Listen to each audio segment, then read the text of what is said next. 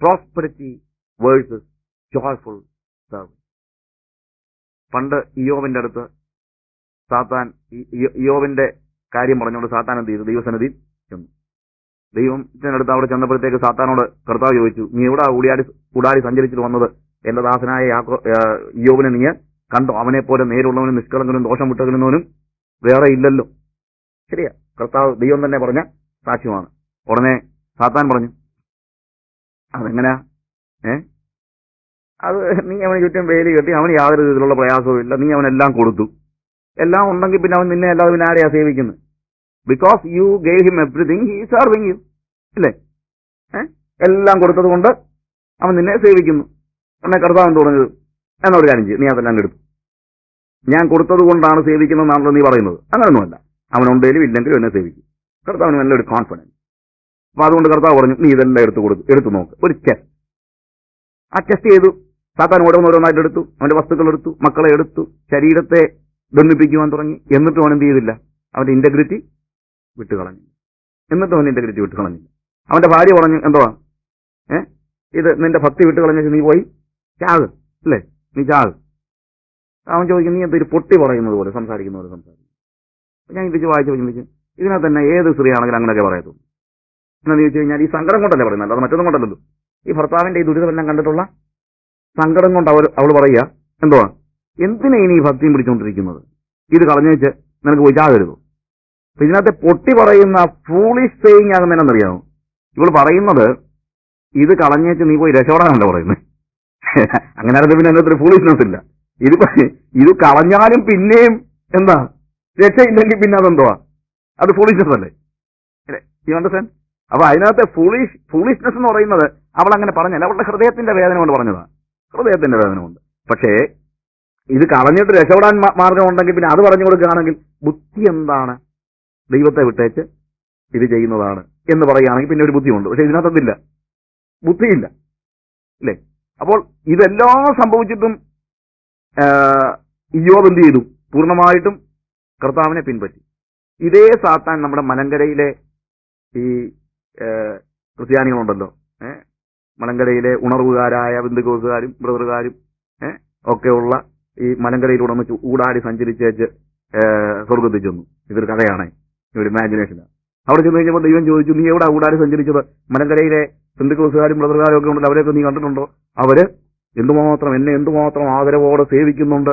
അവരാണെങ്കിൽ പോലീസിന്റെ അടുത്ത് പോകത്തില്ല, ചിട്ടി കൂടത്തില്ല, വഴക്കുണ്ടാക്കത്തില്ല, അവര് മരുന്ന് ഉപയോഗിക്കത്തില്ല, അങ്ങനെ എന്തെല്ലാം കാര്യം. അവർക്ക് എന്നോട് നോ സ്നേഹം എന്നറിയാം, അവരെന്റെ അടുത്തുനിന്ന് മാറത്തില്ല. സാത്താൻ പറഞ്ഞെന്നറിയാമോ? അതെങ്ങനെ? അവർക്ക് മരുന്ന് ഉപയോഗിക്കണമെന്ന് കാശ് ഉണ്ടായോ? ഡോക്ടറെ അടുത്ത് പോകണേ പൈസ, അവിടെ പൈസ ഇല്ല. പോലീസിനുമായിട്ട് അവർക്ക് പരിചയമില്ല, അല്ലെങ്കിൽ പിന്നെ പോലീസുകാരുടെ അടുത്ത് പോകാൻ അവർക്ക് സ്വാധീനമില്ല.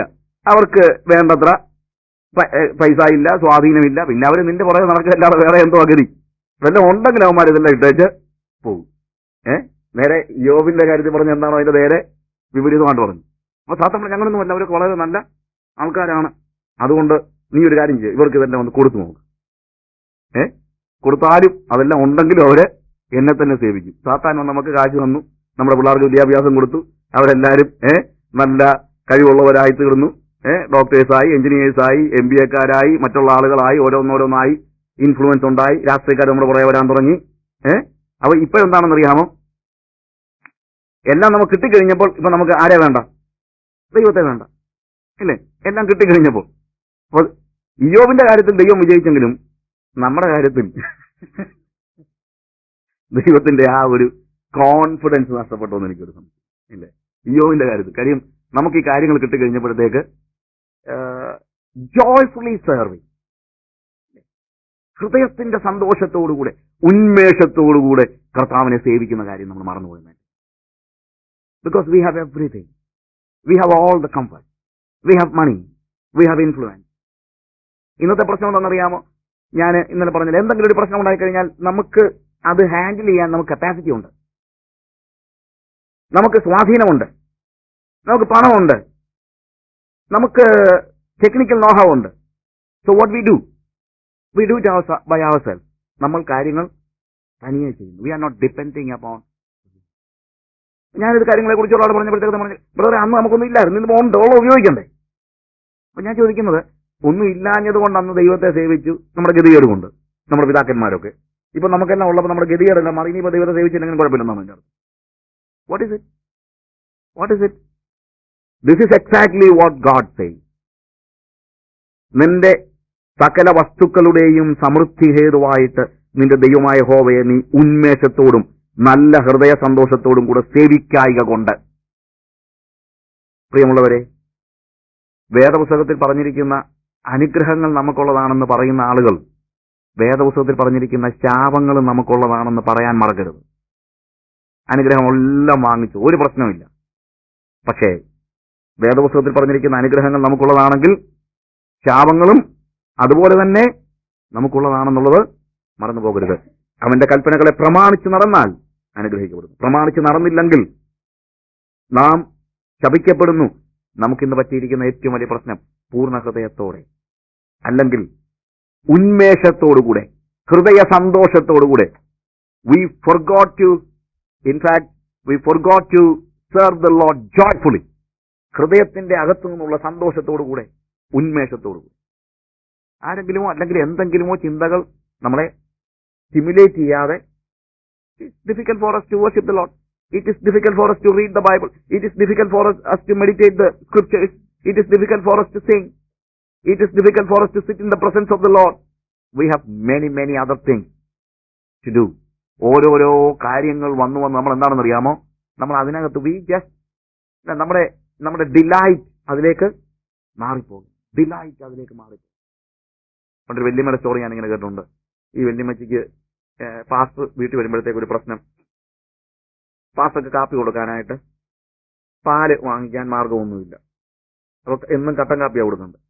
അപ്പൊ അതുകൊണ്ട് ഈ അമ്മച്ചി ഒത്തിരി പ്രാർത്ഥിച്ചു, കർത്താവേ എനിക്കൊരു പശുവിനെ തരണേ, പാസ്റ്റർ വരുമ്പം എന്തുവാ ഹൃദയത്തിന്റെ ഉള്ളിലെ ആഗ്രഹമുണ്ട്, പാസ്റ്റർ വരുമ്പോൾ എന്ത് വേണം? പാലൊഴിച്ച് കാപ്പി കൊടുക്കാനായിട്ട് എനിക്കൊരു പശുവിനെ തരണം. ദൈവം പ്രാർത്ഥന കേട്ടിട്ട് പശുവിനെ കൊടുത്തു. പശുവിനെ കൊടുത്തു കഴിഞ്ഞപ്പോഴാണ് പ്രശ്നം ഉണ്ടായത്. പിന്നെ പാസ്റ്റർ വരുമ്പോൾ അമ്മച്ചി വീട്ടിലില്ല. അമ്മച്ചി പശുവിനെ പുല്ല് കുറിക്കാനും പശുവിന്റെ കാര്യങ്ങൾ നോക്കാനും ഒക്കെ ആയിട്ട് അമ്മച്ചി പോയിരിക്കുക, ഇല്ലേ? You understand? This is exactly happening today. We prayed a lot for our material prosperity and God was merciful upon us and God was ready to give it. And when we got all kind of material things, we started delighting in those things and we forgot to serve our Lord joyfully. And this is a disaster. ഇന്ന് പറ്റിയിരിക്കുന്ന ഏറ്റവും വലിയ പാളിച്ച അതാണ്. Our delight is not in the Lord. Our delight in the comforts and luxuries and money and wealth that God has given. പക്ഷേ ഇവിടെ ജോഷുവയെ കുറിച്ച് പറയുമ്പോൾ എന്താണ്? ഈ ഹോൾ ഹാർട്ടഡ്ലി ഫോളോ ഹിം. അവൻ പൂർണ്ണ ഹൃദയത്തോടെ അവനെ അനുഗമിച്ചു, പൂർണ്ണ ശക്തിയോടെ, with all things that he had. അവൻ ഉണ്ടായിരുന്ന മൊത്തവും. He did not reserve anything for himself. And that is what is serving God with all your strength. If you reserve something for you, you are not serving the Lord with all your strength. നമുക്ക് വേണ്ടി എന്തെങ്കിലും ബാക്കി വെച്ചാൽ അത് പൂർണ്ണതയുള്ള അനുസരണമല്ല. നമ്മൾ 1/10 കടത്ത് ചൈത്ത് കൊടുക്കുകയാണെങ്കിൽ അത് പൂർണ്ണതയുള്ള അനുസരണം, അല്ലെങ്കിൽ പൂർണ്ണ ശക്തിയോടെ അല്ല നമ്മൾ ദൈവത്തെ സേവിക്കുന്നത്. 100% കൊടുക്കുമ്പോഴാണ് എന്ത് സംഭവിക്കുന്നത്? പൂർണ്ണ ശക്തിയോടെ. നമ്മൾ അരമണിക്കൂർ പ്രാർത്ഥിക്കുകയോ 1 മണിക്കൂർ പ്രാർത്ഥിക്കുകയോ ചെയ്യുമ്പോഴല്ല, അല്ലെങ്കിൽ എന്നിട്ട് ബാക്കിയുള്ള 23 hours we take for ourselves and 1 hour we give to the Lord, and that is not serving the Lord with all your strength. When you live for the Lord 24 hours a day, you are giving your whole time and you are serving the Lord with all your strength. 24 മണിക്കൂറും അവന് വേണ്ടി കൊടുക്കാത്തിടത്തോളം കാലം നമുക്ക് എന്ത് ചെയ്യാൻ പറ്റത്തില്ല? പൂർണ്ണ ശക്തിയോടെ അവനെ ആരാധിക്കുന്നു, അവനെ സേവിക്കുന്നു പറയാൻ കഴിയത്തില്ല. ഇൻഫാക്ട് ഈ ദൈവസന്നിധിയിൽ 24 മണിക്കൂറും കർത്താവിന് കൊടുക്കുന്നതിനെ കുറിച്ചുള്ള ഏറ്റവും നല്ല എക്സ്പ്രഷൻ ബ്രദർ ലോറൻസിന്റെ practising the presence of the Lord എന്ന് പറയുന്ന പുസ്തകം. Years back, I have seen a Malayalam copy somewhere, but I lost it, and I am planning to translate it. ഞാൻ കഴിഞ്ഞ ദിവസം എന്റെ ബുക്ക് ഉണ്ട്, ഇംഗ്ലീഷ് കോപ്പി ഉണ്ട്. So I thought of just translating it and giving it to people. കുറച്ചുകൂടെ അന്ന് കണ്ട കോപ്പിയും I don't think അതിന്റെ ഇപ്പോഴത്തെ ലാംഗ്വേജ് വന്നത്. ഇറ്റ് ഒരു ഒത്തിരി പഴയ ലാംഗ്വേജ് ഉപയോഗിച്ചിരിക്കുന്നു. ഞാൻ പറഞ്ഞെന്താന്ന് ചോദിച്ചു കഴിഞ്ഞാൽ, he was not അവൻ വലിയ കഴിവുള്ള ആളായിട്ടൊന്നുമല്ല ബ്രദർ ലോറൻസ് നമ്മൾ കാണുന്നത്. വലിയ കഴിവുള്ള ആളായിട്ടില്ല. ഒരു മഠത്തിലെ ഒരു കുക്കായിട്ട് അവൻ വർക്ക് ചെയ്യുന്നത്. അതിനേക്കാളും കഴിവുണ്ടായിരുന്നു എന്ന് ചോദിച്ചാൽ ഇല്ലാഞ്ഞു തോന്നുന്നു. He was A soldier, he was living A very good life and he was A rich person. അതൊക്കെ ശരിയാണ്. പക്ഷെ അവൻ ചൂസ് ചെയ്തത് ഒരു റിലീജിയസ് ഓർഡറിലെ ഒരു മോങ്സിന്റെ മഠത്തില് ഒരു കുക്കായിട്ട് ജീവിക്കാൻ. പക്ഷെ he was practising the presence of the lord in each hour, every hour of the day. Almost 82 years he lived. And he was never, he said, അവനെ വല്ലപ്പോഴും ദൈവത്തിന് സന്നിധി വരുന്നതല്ല, 23 മണിക്കൂർ വരുന്നതുമല്ല. ഞാൻ പറയട്ടെ, ദൈവത്തിന് 1 മണിക്കൂർ കൊടുക്കുന്നതിന് പകരം 23 മണിക്കൂർ കർത്താവിന് കൊടുത്തിട്ട് 1 മണിക്കൂർ എനിക്ക് ഇഷ്ടമുള്ളതെല്ലാം ചെയ്യുന്ന കാര്യവും അല്ല. പണ്ടൊരു സ്റ്റോറി ഞാനിങ്ങനെ കേട്ടിട്ടുണ്ട്. ഒരുത്തനെ ജോലിക്ക് കൊടുത്തു, എല്ലാ പണിയും ചെയ്തോളും, ഒരു പ്രശ്നവും ഇല്ല. പക്ഷെ വർഷത്തിലൊരിക്കൽ ഇവനെ നിയന്ത്രിക്കാൻ പറ്റത്തില്ല. വർഷത്തിലൊരിക്കൽ അന്ന് ഇവൻ എന്തോ ചെയ്തു കഴിഞ്ഞാലും മിണ്ടാനും പറ്റത്തില്ല. അപ്പം 364 days ഇവൻ നന്നായിട്ടെല്ലാം സെർവ് ചെയ്തു. നന്നായിട്ട് സെർവ് ചെയ്ത് കഴിഞ്ഞപ്പം ഇവന് കഴിക്കാൻ കൊടുക്കുന്ന മതി, ഒരു പ്രശ്നവും ഇല്ല. അപ്പം വീട്ടുകാരൻ ചിന്തിച്ചു, അയ്യോടാ എന്തൊരു നല്ല അനുഭവമാണ്, പിന്നെ ഒരു ദിവസം ഇവന് എന്തോ വേണേലും അങ്ങ് കാണിച്ചോട്ടെന്ന് വെച്ചു. പക്ഷെ അവന്റെ ദിവസം വന്നു, അവനെന്തറിയാമോ, എല്ലാം തല്ലിപ്പൊട്ടിച്ച് വീടിന് തീയും വെച്ചു വീട്ടിൽ പോയി. അതുപോലെ ചെയ്ത എല്ലാ കാര്യവും തീർന്നു. ഇല്ലേ? ഇതുപോലെ നമ്മൾ പലപ്പോഴും എന്താണെന്നറിയാമോ, we try to serve the lord 23 hours a day and 1 hour we take it for ourselves and we make it enough. So what the Lord is asking you to give him 24 hours a day and all the money you have, all the help. You cannot reserve some help for you yourself. നമുക്ക് ഇഷ്ടമുള്ള കാര്യങ്ങൾ ചെയ്യാനായിട്ട് എന്റെ സ്വകാര്യ അല്ലെങ്കിൽ ദൈവത്തിനല്ലാതെ ഒരു കാര്യത്തിന് വേണ്ടി എന്റെ ഹെൽത്ത് ഉപയോഗിക്കാൻ എനിക്ക് അവകാശമില്ല.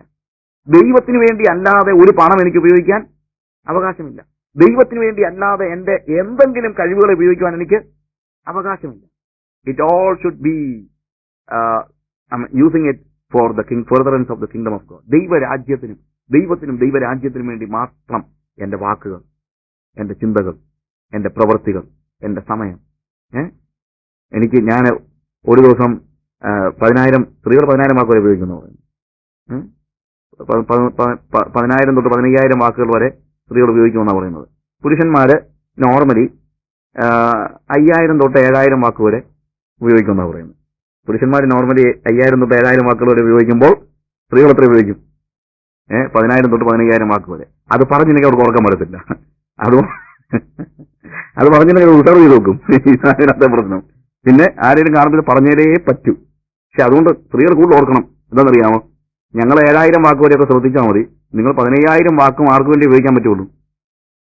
ദൈവത്തിന് വേണ്ടിയേ ഉപയോഗിക്കാൻ പറ്റുള്ളൂ. Words are it is power. അത് നമ്മുടെ ശക്തിയാണ്. വാക്കുകൾ നമ്മുടെ ശക്തിയാണ്. അത് കർത്താവിന് വേണ്ടി ഉപയോഗിക്കാനേ നമുക്ക് പറ്റത്തുള്ളൂ. അടുത്തായിട്ട് നമ്മൾ കാണുന്നത് പൂർണ്ണ മനസ്സോടെ. ഞാൻ അതിന്റെ ഓർഡർ ഒന്ന് റിവേഴ്സ് ചെയ്താണ് പറഞ്ഞെന്നുള്ളത്. പൂർണ്ണ ശക്തിയോടെ മനസ്സിലാക്കാനുള്ള കൂടുതൽ സൗകര്യത്തിന് വേണ്ടി.